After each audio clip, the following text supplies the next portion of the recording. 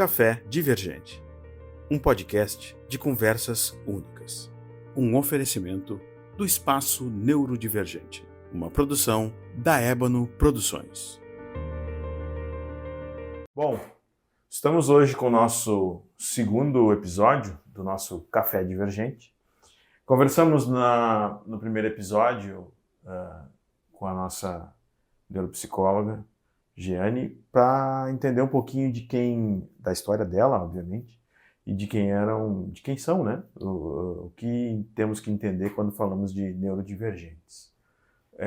Então, esse nosso podcast é para falar um pouquinho mais sobre esses assuntos, aprofundar em algumas temáticas, né? Sempre com o oferecimento da Clínica Neurodivergente e uma produção também da Ébano Podcasts, onde a gente está aqui para trazer mais informação e mais serviço para todos, sempre fazendo nossas gravações tanto em áudio quanto em vídeo, para que os podcasts cheguem cada vez melhores para vocês. Giane, bom dia. Bom dia, boa tarde, boa noite. Ou olá, Giane.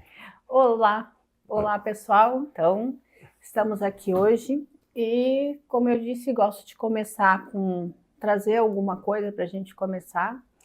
E hoje eu vou virar um pouquinho, que eu vou ler um pedacinho de uma música, então, uma música do Zé Cabaleiro, A Flor da Pele.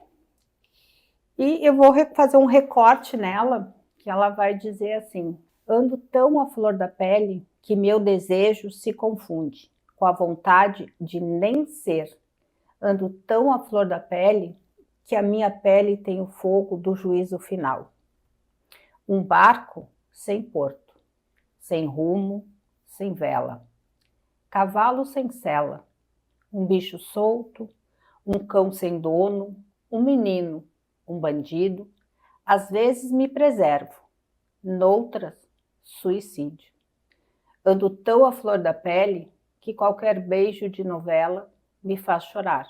Ando tão à flor da pele que o teu olhar, flor na janela, me faz morrer. Ando tão à flor da pele que meu desejo se confunde com a vontade de não ser. E agora ele repete, né? E aí é isso que eu queria trazer um pouco isso, né?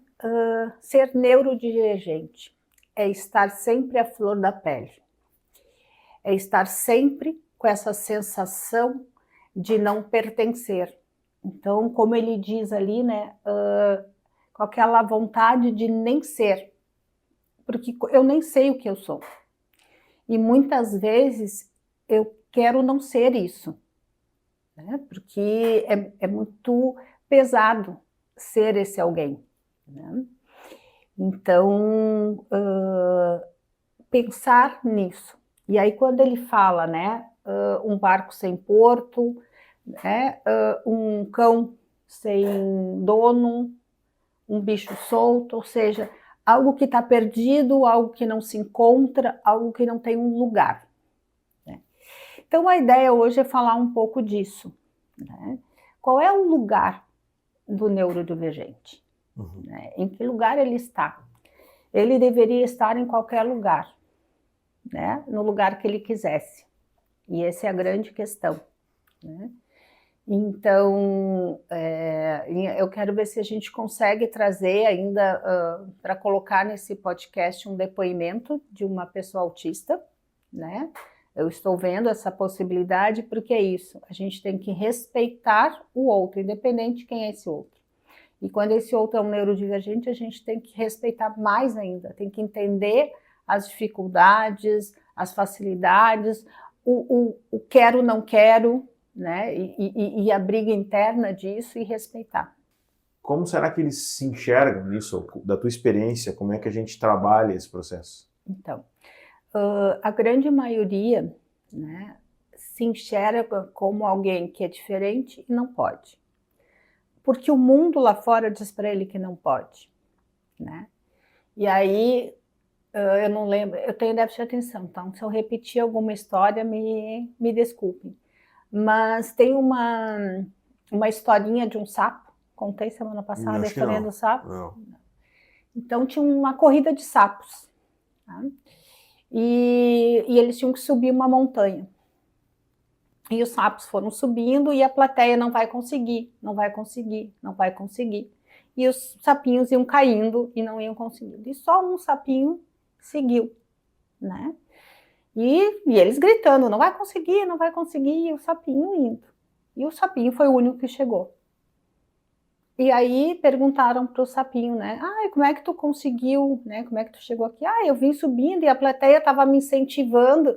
Eu não escutava o que eles falavam, mas eles estavam tão assim que eu vi, eu senti eles me incentivando e eu busquei. Foi o que me deu força para subir. Foi o que me deu força para subir. Eles estavam me incentivando. Tem uma outra vertente que diz que ele era surdo.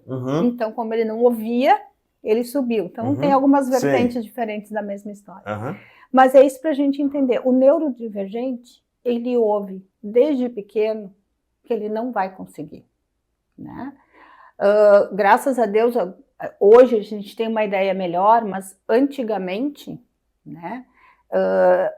Normalmente a pessoa com uma certa deficiência intelectual, com o próprio autismo, déficit de atenção, há anos atrás nem se falava, mas se falava em disfunção cerebral mínima, em disritmia, né?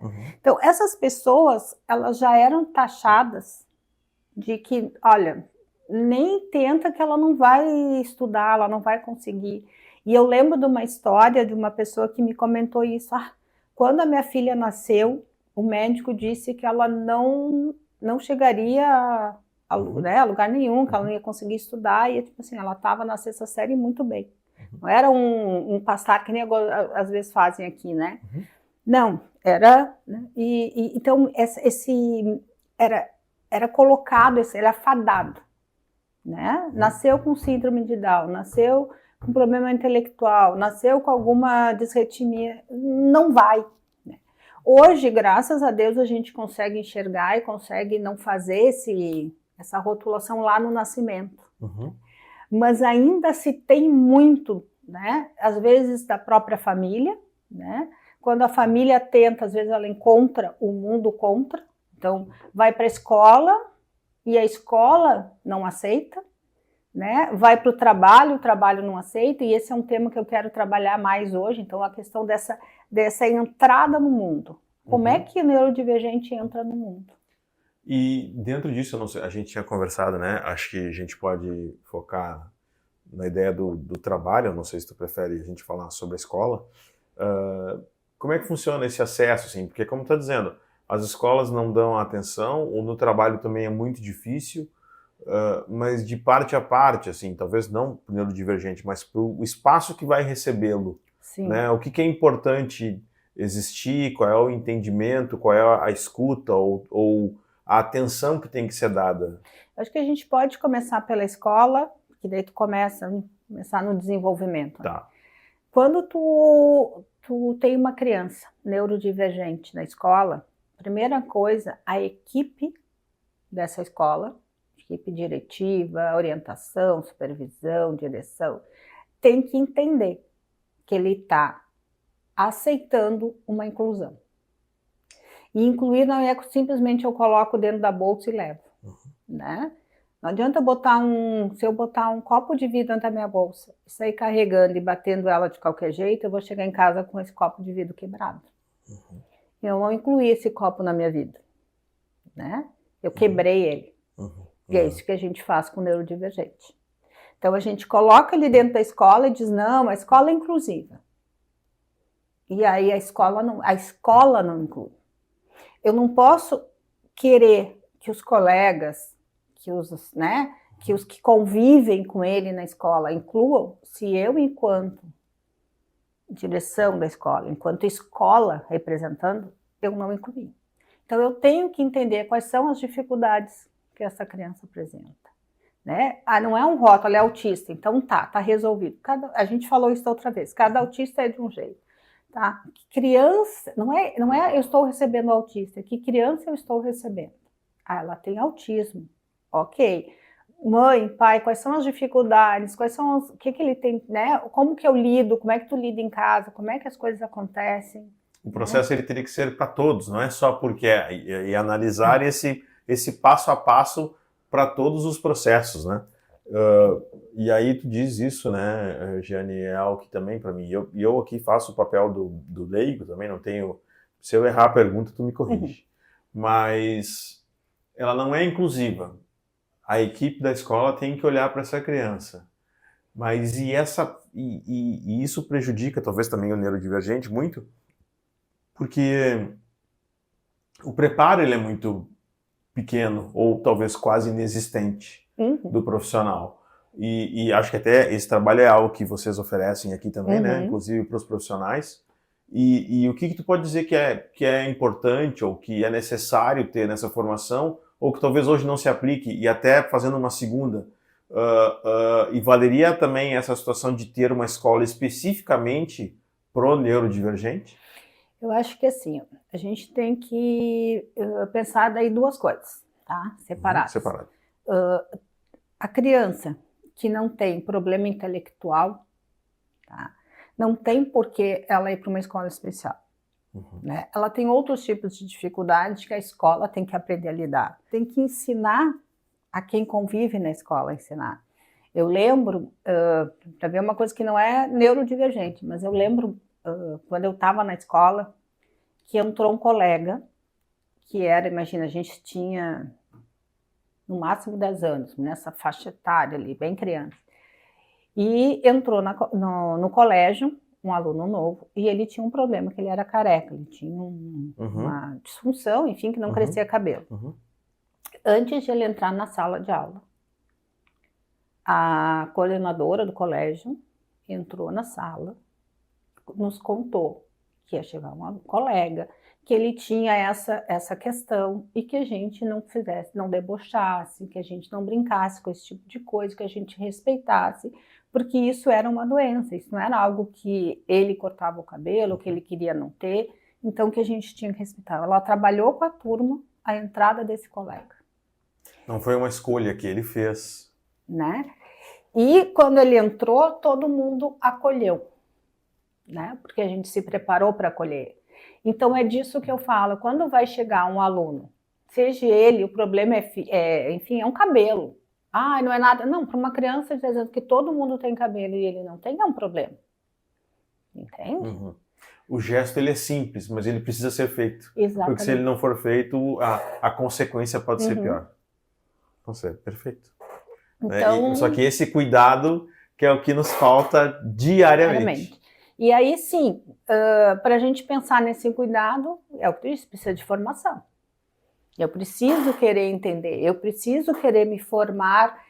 Hoje algumas pessoas criticam, o professor agora tem que saber tudo, uma série de coisas.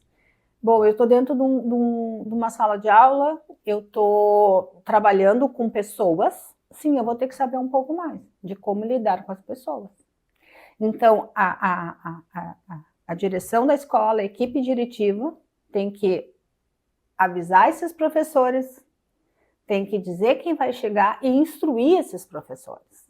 Embasá-los, auxiliá-los a fazer isso. E ensinar quem vai receber, né? Os alunos a exatamente isso, a acolher quem vai chegar.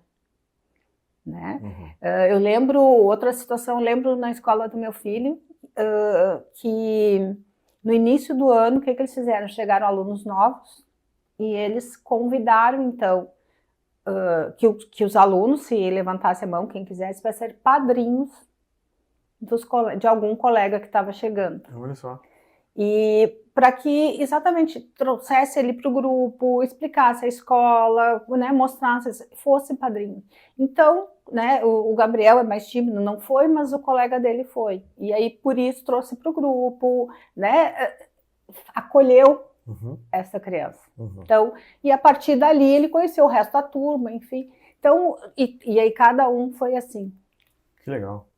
Então, são gestos simples que eu estou falando, e eu não estou nem falando da neurodivergência. Estou falando de gestos simples. Que vale para qualquer pessoa. Que vale para qualquer pessoa. E quando chega alguém com maior dificuldade, eu tenho que fazer um acolhimento maior. Né? Eu tenho que trazer isso. Né? E aí, assim, se não tem problema intelectual, ele não tem por que não estar numa escola normal. Né? Porque É só uma questão de adaptar as coisas e organizar, né? E aí depois eu vou trazer algumas questões de legislação, algumas coisas que aportam isso, né? Legal. E quem tem maior dificuldade intelectual, quem tem, né? Há uma tentativa por exemplo, eu tive uma paciente autista, nível de suporte 2, né? Tem linguagem, mas é uma linguagem prejudicada, né? Pensamento prejudicado, e estava na escola porque tinha que incluir. E ela estava na escola e vinha passando. E ela foi para a 7ª série, e aí a mãe, né, se deu conta, enfim, resolveu tirar da escola, porque assim, ela estava na 7ª série e não sabia nem ler. E aí eu pergunto, isso é inclusão? Nem para ela é positivo, né? Tu entende? Ela tá num grupo de pessoas que é difícil de entender, numa escola que ela entrou na adolescência, tá vendo as gurias, os meninos se beijando, sei que claro que ela quer também, mas ela nem sabe o que ela quer, ela não tem um entendimento disso, mas ela também quer. Os hormônios dela também estão a milhão. O corpo dela está dizendo que ela quer uma coisa diferente, só que ela não sabe o que significa isso, né? Sim. Então agora ela foi para PAI. E agora ela está aprendendo a ler. Ela, essa semana, me disse que estava lendo um livro. Eu não sei até que ponto, eu quero ver com a mãe até que ponto ela está lendo o livro.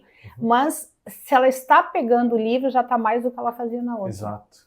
Ela está fazendo a construção do jeito dela, no tempo dela. Exato. Mas está construindo. Mas está construindo, em menos de um ano. Sim. Então, é nesse sentido que a gente tem que pensar o que vai ser melhor para aquele indivíduo. Né? Ela fez 15 anos agora. Né? O que adianta ela estar numa escola normal, né? Para quem não tem dificuldade, sem aprender nada, só sendo passada, porque tem que passar, não pode rodar, né? Convivendo com aquelas pessoas que podem respeitar, até respeitavam ela, tinha isso, a escola tinha esse processo de inclusão, de respeito e tal, mas vendo coisas e participando de coisas que ela não entende. Sim. Entende? Que ela não consegue construir, que ela não tem entendimento completo, que na cabeça dela o processo ele anda e funciona de um jeito diferente, peculiar dela específico. Então é nesse sentido que a gente faz as escolhas, não é uma questão de que se deve incluir todos, não se deve incluir, não, a gente inclui, mas quando inclui tem que incluir de verdade, né? E lá também ela tem que ser incluída dentro do que ela tem, porque cada um tem as suas. Então lá onde ela está hoje, também ela é aceita pelo que ela é, como ela aceita o outro como ele é, né? Dentro das capacidades de cada um. Então, o que acaba acontecendo muito? Principalmente, tem 2 diagnósticos que a gente depois vai tratar mais minuciosamente, mas é o déficit de atenção e o autismo nível 1. São 2 diagnósticos que, sim, vão estar na escola, né? Tem que ser incluídos, na maioria não são, e principalmente porque ninguém entende que eles têm problemas. Sobre a questão do autismo nível 1, né? Minimizando os problemas. Né? Como assim tu é autista? Agora todo mundo é autista nível 1. Né? Então, aquela pessoa que é estranha, que é diferente, que é tímida, que é mais retraída, que não faz um grupo, ou que consegue fazer uma amizade, que tem mais dificuldade, o déficit de atenção também, né? Então, cada um tem a sua peculiaridade. Ele é o excluído, ele é o diferente, né? Ele sofre bullying, normalmente. O déficit de atenção, como ele é atrapalhado, ele é impulsivo, ele se atravessa na frente dos outros, normalmente ele é o chato. E também é excluído. Sim. Então, tu exclui em vez de incluir. Né? Então, a escola exclui porque os professores também dizem, o fulano é chato, ele interrompe, ele se mete nas coisas, ele é preguiçoso, ele não estuda, ele é preguiçoso. Nossa, esse entendimento é muito difícil. Né? Eu não sei como é que ele tirou essa nota, porque ele não faz nada. Então, às vezes duvido até da nota que tira, porque não faz nada que ele enxergue, né? Ele faz de um outro jeito, né? A mesma coisa do autismo. Ele é estranho, ele é diferente, né? Tá? Eu digo que o déficit de atenção com hiperatividade, depois a gente, né, mas o déficit de atenção com hiperatividade, ele incomoda. E na maioria das vezes, ele é encaminhado para um atendimento, e ele é visto. Uhum. O déficit de atenção desatento, do tipo desatento, se ele, apesar de desatento, ele até for bem nas notas, ele passa desapercebido. Porque ele é o quietinho, ele não incomoda, ele é bonzinho e tira notas boas. E, na maioria das vezes, o distraído que vai mal na escola, às vezes passa por preguiçoso. Então, ninguém encaminha também, porque chama os pais, ele é preguiçoso, ele não estuda, ele não faz, ele não sei o quê. Entende? Não se enxerga como que ele possa ter um problema. O outro tem um problema porque ele é um problema para mim. Porque ele está meio incomodando. Exatamente, porque ele atordou a sala de aula. Né? Então ele me incomoda. O distraído, não. O autista nível 1 também dificilmente incomoda. Né? Então, eles são deixados de lado. E, normalmente, não tem grupo, não são aceitos. Né? Então, assim, é difícil. É complicado. Né? Agora eu fui numa formatura sexta-feira, eu gosto de dar exemplos, né? Eu fui numa formatura sexta-feira de um menino que tem déficit de atenção e dislexia, é meu filho de coração, né? Conheço ele desde pitoquinho, e estava lá na formatura dele, foi festejar com ele um amigo dele que é autista, que foi colega dele, e que ele incluiu. Ah, entendi. Então, assim, eles têm um grupinho que era da época da escola, que estava lá e que ele está junto e que ele fala. Então, isso, sabe? Como é bonito tu ver isso, sabe? Tu conseguir enxergar esse processo acontecer. Porque ele é autista, mas ele tem capacidade cognitiva, ele conseguiu fazer amigos porque alguém permitiu que ele fizesse, ele deu apoio para isso. Porque essa ideia de que o autista quer ficar só isolado também é um mito, né? Ele quer estar com as pessoas, é que depende como é que vão estar com ele. Eles querem conviver, eles querem participar de um círculo, eles querem... Então isso é o processo dentro da escola. Então o que a gente tem que fazer é isso, tem que incluir de verdade, né? Essa pessoa neurodivergente, ela tem que ter espaço de inclusão mesmo, de ter amigos, né? De ter ajuda nas suas dificuldades. Sim. Bom, então essa parte da escola é isso, né? O buscar auxílio, o buscar até o atendimento. A gente conversou também no último podcast sobre a importância do diagnóstico, né? De saber quando encaminhar. Tudo isso é algumas situações que nós vamos conversar mais a fundo, em detalhe, nos próximos episódios, mas... e passamos da escola, então, e no trabalho. Jane, não sei se... Né, como é que a gente faz esse transporte? Bom, na escola a gente tem essa ideia do diagnóstico, da atenção do professor, né, da ideia da diretoria, e no trabalho. Só vou abrir mais um parênteses da escola. Lembrar também que a avaliação tem que ser diferenciada. Tu diz quando aconteceu, quando se identificar... Quando tu tem um aluno que tem uma neurodivergência, tu tem que fazer provas adaptadas, e ele tem esse direito por lei. Entendi. Tá? Então, dependendo da dificuldade dele, ele tem direito à prova adaptada. E a gente lembrar que prova adaptada não é só aumentar a letra, fazer mais fraco, né? E aí eu vou aproveitar e trazer, que a gente vai ter um curso sobre isso, né? Sobre avaliação, que às vezes só tu adaptar o conteúdo que eu digo, por exemplo, o professor que vai dar o curso de avaliação adaptado, ele tinha um aluno autista que gostava de anime, de um determinado anime. Então, o que ele fez? Ele usou a mesma pergunta que ele fez para os outros, só que usou os personagens de anime na história. Ele adaptou. Então, ele fez uma adaptação.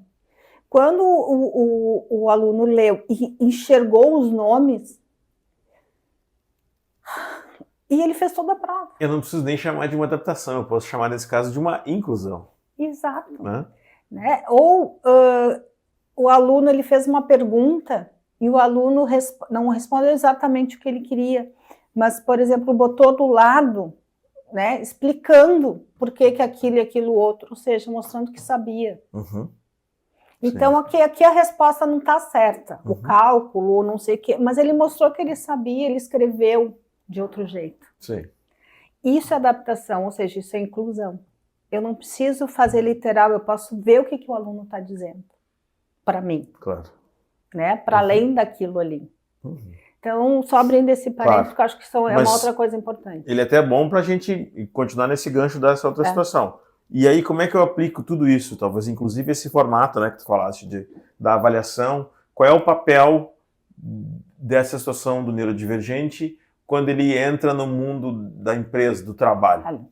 Bom, aí tem legislações, na verdade não tem uma legislação específica dizendo no trabalho tem que ser feito. Nós temos uma legislação, tem uma legislação geral, tá? Sobre a questão principalmente do autismo e das neurodivergências, tá? Das pessoas PCDs, tá?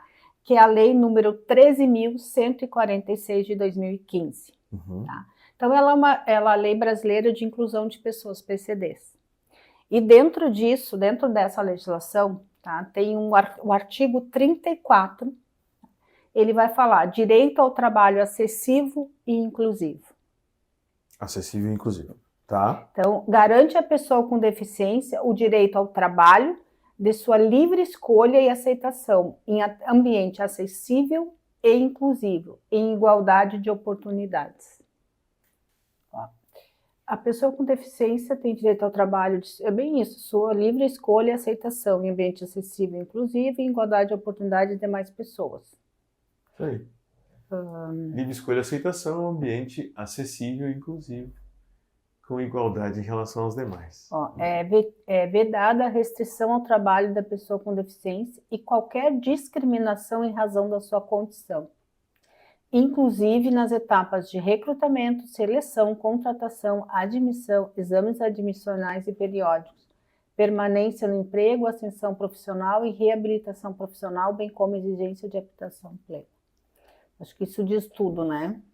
Então, isso, eu acho que está dentro do que tu falou. Acessibilidade em cursos de formação e de capacitação, políticas de trabalho, enfim, para promover e garantir a permanência. Então, assim, claro, quando a gente fala em livre escolha, é aquilo que a gente tem. Nem sempre a gente tem uma livre escolha, gente. Mas, por exemplo, tá? Eu tive um caso, um paciente que estava trabalhando num lugar que não conseguia e ele tinha um espaço em que ele podia. Então, a empresa tem que oferecer essa oportunidade. Aqui tu não dá conta, mas tu tem a vaga lá e tu pode ir para lá. Vai, bota aqui. Cada pessoa, ela tem as suas habilidades em alguma coisa. Maiores habilidades. Isso qualquer pessoa. No neurodivergente, isso também não é diferente. Ele vai ter, talvez a questão que seja um pouco mais restrito em algumas coisas. Tá? Então, a gente entender que a gente adequar ele naquilo que ele pode, é melhor. Vai fazer ele ser melhor para ele, inclusive para a empresa. Exato. Eu tinha eu tenho um paciente que trabalhou, fez um estágio aqui um tempo, que ele precisava fazer um estágio, não conseguia, ele veio fazer comigo, né? Que ele trabalhava um pouco no computador, daqui a pouco ele ficava rodando na sala. Daqui a pouco ele voltava para o computador, daqui a pouco ele ficava rodando na sala. Né? Então, se eu não entender que ele precisa daquela volta para poder voltar para o computador, e eu ficar brigando, por que tu tá caminhando, por que tu não tá trabalhando, por que tu não tá não sei o quê, eu não tô incluindo. Ele precisa daquilo. Entendi. Quem tem déficit de atenção precisa do intervalo periódico para dar conta. Então eu tenho que respeitar isso. Né? Talvez não seja o local que ele precisa diferente, mas onde ele está, ele precisa disso. Então, isso é adequação, isso é incluir, isso é respeitar no trabalho. Quem tem que olhar isso? A gestão. Né? Em qualquer empresa sempre tem o funcionário, o chefe, seja o nome que se dê, chefe, gerente, diretor, supervisor, enfim, sempre tem o acima dele, e assim como deve ter o acima até chegar na... Então, o topo tem que ter noção disso, e se ele não tem, porque tem empresas que o topo é muito, né? Daí, se esse topo é muito alto, normalmente ele tem uma equipe de gestão de pessoas. Então, essa equipe de gestão de pessoas tem que dar conta disso. Tem que estar atenta a isso. E tem que estar atenta à legislação. Entende? A gente vai ter uma aqui de 2024, que é a mais recente, que estabelece medidas que favoreçam a inserção de pessoas com transtorno do espectro autista no mercado de trabalho. Ela busca fomentar iniciativas para a inclusão, como feiras de emprego e sensibilização de empregadores. Então, já mais específico para autista. E sensibilização dos empregadores. Né? Ou seja, quem é que vai empregar? Normalmente vai o recrutador, vai não sei o que, ele tem que sensibilizar e ele tem que passar isso. Para quem vai contratar. Hoje, uma empresa inclusiva, que realmente é inclusiva, né? Que ela tem um trabalho, que tem alguma coisa nessa área, ela inclusive tem que se dar conta que ela tem um marketing próprio para usar para ela. Porque isso vem a favor dela. Entende? Claro. Tu pode, eu digo, às vezes fazer o bem, né? Quando a gente faz o bem para a gente mesmo também. Né? A gente traz isso para a gente de volta. Então, para a empresa isso é importante. Então, demanda muitas vezes, com a grande maioria, tirando empresas muito pequenas, que são familiares, que daí é um outro núcleo, mas empresas que têm degraus, normalmente tem gestão de pessoas. E esse é o grupo que tem que fazer esse olhar. Pensar nisso e atender e olhar com detalhe esse tipo de situação. E aí entender. E legislação, inclusive. A legislação. Tem que saber toda a legislação que existe para essa área. E além da legislação é isso, né? Porque a legislação é a letra fria que comanda alguma coisa, mas a gente tem que ser um pouco além disso, né? A gente tem que... não precisa depender disso para resolver essa situação. Eu digo que falta atualmente, né? O que ainda falta a gente melhorar é na nossa humanidade. Se a gente melhorar na nossa humanidade, a gente olha para o outro independente do que tem ali no outro, né? O que tem serve para mim, tá? Para me dar alguma ideia, pelo menos, do que eu tenho que buscar, do que eu tenho que procurar para ajudar, se ele não conseguir me dizer, se ele... né? Então, me dá isso, mas as ferramentas estão ali. Isso. Né? Eu acho que essa é a palavra, assim. Eu acho que o episódio de hoje, eu não sei se até tu quiser completar com mais alguma coisa, mas é isso. Tanto na escola quanto no trabalho existe a legislação, existe a parte técnica de como isso tem que ser atendido, mas de A a Z, seja, né, ou o que está na mesma altura ou o que está acima, a gente tem que ter humanidade. Para que a gente consiga evoluir e conseguir atender cada vez mais os neurodivergentes e toda e qualquer pessoa que esteja numa situação, numa condição, às vezes independente disso, né? Às vezes a pessoa que está do teu lado, que tu não enxerga, ou que tu nem sabe o que ela é, ou o que ela tem, se é que a gente precisa colocar algum rótulo, né? Mas é um ser humano. É um ser humano. Eu digo que a palavra ouvir é uma palavra que a gente tem esquecido do vocabulário, né? Quando a gente ouve o outro, a gente permite que o outro fale de si, né? A gente entende, a gente compreende, fica mais fácil de compreender. E por isso a música de hoje é a Flor da Pele, né? A flor da pele, porque isso, o neurodivergente vive a flor da pele.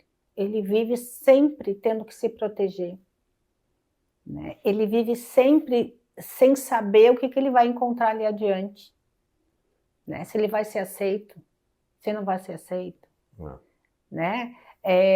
Qualquer situação fora do controle, fora daquilo, para ele vira um problemão, né?